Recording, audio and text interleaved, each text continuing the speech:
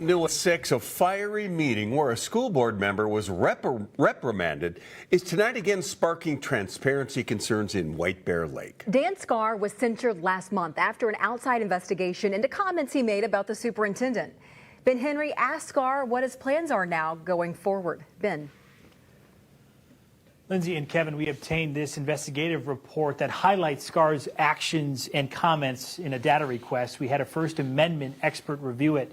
She feels his censure goes a bit too far. From the superintendent refusing to do an interview to policy and changes considered bad governance and unwise, this is not the first time we have highlighted transparency concerns at the district.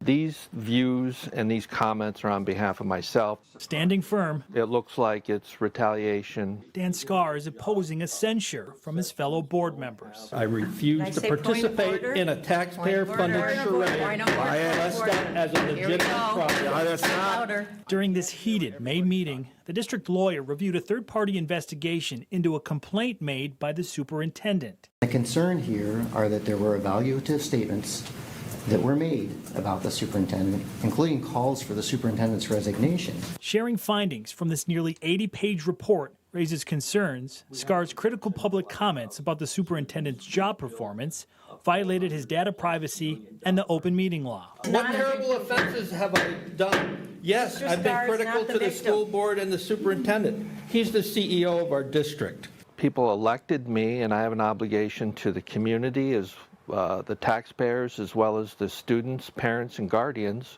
to express my ideas. Any plans to change your ways? No, not at this time. It's legitimate for him to be able to express those views. U of M media law, ethics, and First Amendment expert Jane Kirtley. As far as the open meeting law concern, I really am skeptical of that. And in terms of the Government Data Practices Act, without more, based on what we know, I would say that there's a good argument that his speech did not violate that law and therefore shouldn't be subject to sanction. We reached out to every board member to be part of this story, including with an interview, but did not hear back. In just the last 15 minutes, I did hear back from the superintendent with a lengthy comment. We are going to be including that on this online story. We'll also include the full investigative report, again, nearly 80 pages, and a link to that full video to hear all the comments. Lindsay and Kevin. All right, a remarkable situation. Ben, thank you.